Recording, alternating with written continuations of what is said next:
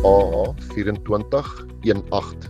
Hierdie is 'n vroegryp, viriele en bouvormseun van LAR 14173 en AA 2070 uit Syferfontein 16241, wat naas LAR 17358 vir ons die beste bouvorm vroulike diere teel.